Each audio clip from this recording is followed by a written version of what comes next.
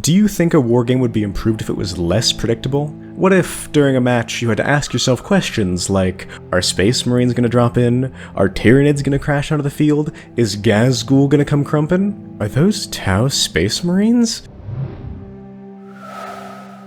I think Warhammer really suffers from a lack of dynamic elements. I wanted to make it more dynamic, and something being dynamic is kind of vague, so I want to give an example of something that I think does this very well, which is XCOM. Through the simple act of giving every soldier a unique name and nickname come experience, it ends up making these very memorable characters unique to each playthrough as you get to witness all of their successes and failures firsthand. They get more powerful as you go, into to a ridiculous extent.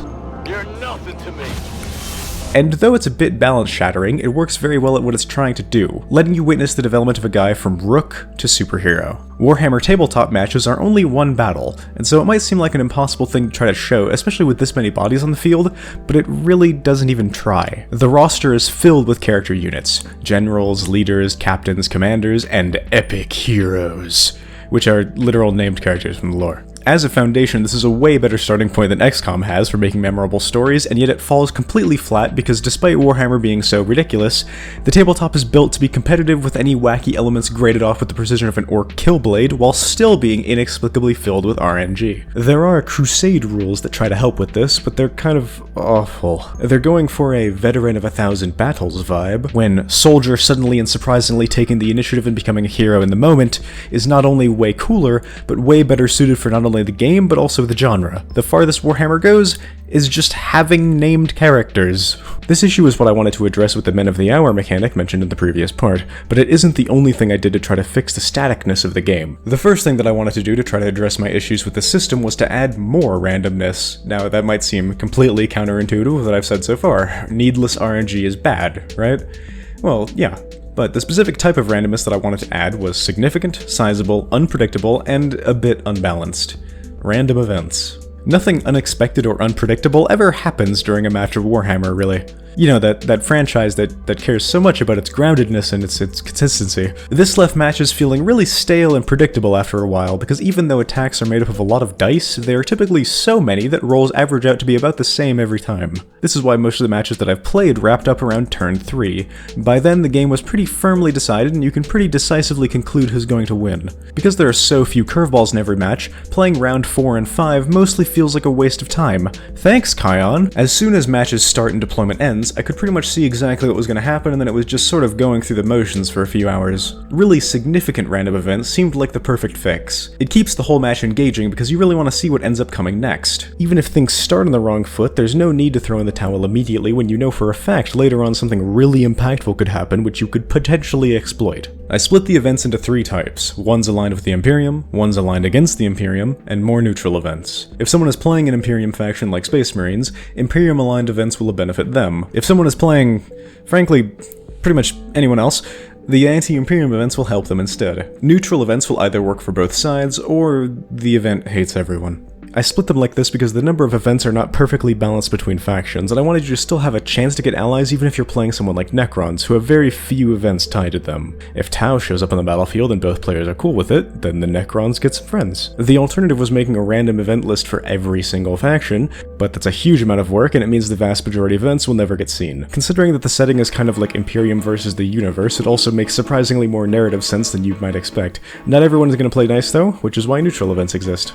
There are a handful of events which supply additional units to the field, and of course they don't necessarily have to be aligned with anyone, so neutral units are now a thing. Unless an event specifies otherwise, a neutral unit's behavior is moving towards, attacking, and charging at whoever is nearest, just to make sure they stay predictable and ensures that running them is fast. They go after both players and pretty much get their own entire turn, but it's going to be 1/20th the length because they have so few lads. If an event deploys units to the field that are aligned with the faction someone is playing, they get control of them for the rest of the battle. If no one is playing that faction alignment, for example, no one is Imperium aligned in a Chaos versus Orcs battle, the unit that event spawns aren't allied to anyone but themselves. They don't have a win condition or anything. They're more like a third faction both players have to levy if dealing with is worth their time or if they can risk avoiding them. Because they're guaranteed to be hostile, units spawned in my neutral events tend to be bigger, scarier, and deadlier than the ones aligned to players. And yes, events can give players units which are different factions from the ones people are playing. I actually think this is completely fine, because any faction-unique gimmicks don't ever apply to other factions' units, so the broken combos of old editions aren't really replicatable anymore. The matches I've played with this have already been miles more memorable than the default rule set. Two specific stories that pop out in my mind are rolling this event that makes an enemy move up to 6 inches towards one of yours, and then having my warlord pop out from cover to shout some obscenities at a land raider to get it to move, the tech priest inside absolutely fucking fuming, and proceeding to max roll its advance move, leaving all of the people it was supplying cover for completely out in the open to be shot at by the rest of my forces. Later in this game, some unexpected Terminators rained down from the sky and charged at me, only for both them and a squad of my own to erupt into Genestealer aberrants, kind of like chrysalids. It completely changed the dynamic of the fight and left both of us scrambling. The default rules have nothing like that. These examples were quick and short, but I wanted to see if I could pull off a way to manage multi-game long stories. Adding in the ability to evac gave me just that opportunity. If you've identified things are going poorly, you may give up the fight and try to cut your losses before the situation gets entirely out of hand. This mechanic has gone through a lot of rewrites. Originally I wanted to give it victory points similar to how Gambit worked, but I don't really like how this makes evac, which is ostensibly losing, into a victory condition. In Titanfall, evac only happens after you lose, and that's still the most memorable part of the game. So now, you can only call for evac when at least half of your army is dead, and when you do, you immediately concede the game. Before the battle, you settle on what ships will be your evac ships. These units are completely free and unarmed, unless you're packing an aerial transport like the Orca yourself, of course. They can keep their weapons. Your evac ships get deployed to the field as soon as you call for evac, and from there it's on to try to get as many people out as possible. They do have infinite transport space, but if they die, so is everyone inside. Units which successfully evac are kept as a bonus for that player for the next game, and they get them for free alongside their new force. The battle may be lost, but not the war. I'm surprised by how well this fits into exactly what I wanted. I really wanted matches to have some extra narrative context, I wanted to give losing players a bonus in their next match, and I wanted a reason to stick around until the end. This gives all three. Aircraft are something I found to be pretty underwhelming, and it struck me one match, why doesn't the pilot eject when it goes down? Originally I just wanted a minor hero unit to appear for a little bit of flavor. A month later, and a little bit too much reading into the word pilot, and things have gotten a little out of hand. When I was originally playtesting the pilots, I wanted to put them into a real stress test against a 2K force in a bit of a narrative game. This ended up being my favorite game that I've ever played. If you'll indulge me for the next couple of minutes, I'd like to set the scene for you. The Special Relief Unit was put into action as they get a last-minute call from a local militia. The Imperium are planning to strike in force on a ragtag group of civilians and freedom fighters, and probably wipe them off the map in scorched earth. The SRU mobilize immediately and insert on-site without being detected. As they get there, it seems immediately clear that the Imperium is minutes away from mobilizing and going Oscar Mike, as tanks roar to life and birds get off the ground. One of the SRU's rooks, named Cloak, confirms visual of the outpost commander, a marshal known as the Grey, leaving his MacGuffin bunker. As soon as the marshal is confirmed to be on site, the whole team are given the 1031 to engage the operation, as Crux and Scarf get spotted by a squad of Krieg trying to shirk their duties. The marshal flinches at the sound of Crux and Scarf's ambush at just the right time for Cloak's rounds to fly right past him. As Archer rounds fly through the air and down one of his vultures, he mounts out while barking orders to his men, signaling the battle's commencement. An operative known as Grim dives through the chaotic lines and hides in the forest alongside one over the other of the SRU, Shepard, while the rest of them take the bulk of the Militarum's attention. They go entirely unnoticed by the Guard, who drive on by to deal with the much less clandestine elements of the SRU's strike force. After watching their commanding officer Crux take to the skies to fistfight a vulture with only their knee and a data knife, Shepard and Grim take the advantage that the SRU's distraction offered them, plunging right behind enemy lines and landing them right in front of the Marshal's bunker, MacGuffin waiting for them inside. They do find themselves face to face with the Lehman Russ, soon to be two, but the rest of the squad supports with archers while they hack into it with their data knives, disabling it and turning it into cover. On the other side of the battlefield, it's a mess. Scions have deployed behind the SRU, and their backline found themselves with no cover and no support. But this was always going to be a suicide mission.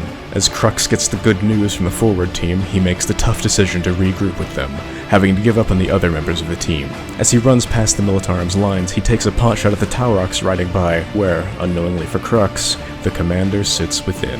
The shot takes out their cracks, forcing the Krieg inside to disembark, and the lone operative could only watch as the Grey led a charge against the men Crux ordered to die. He did regroup with Shepard and Grimm, and found Shepard dead at the hands of a now disabled second Leman Russ. The two got what they needed from the MacGuffin bunker, and very quickly made their leave. The Militar would have pursued, of course, but the disabled Leman Russes blocked the way, and in the initial blitz, the SRU had managed to reduce the combat effectiveness of all of their aircraft to close to irrelevant. The SRU was a detachment of a larger IMC force. The two survivors, Grimm and Crux, found themselves again as lone pilots after the operation, and the SRU at large was dissolved, leaving only the survivors as Pyre Team. It wasn't long before a skirmish between the Militarm and the IMC kicked off, and after Pyre Team were informed that the Grey was present, there wasn't anything anyone could do to get them off the mission.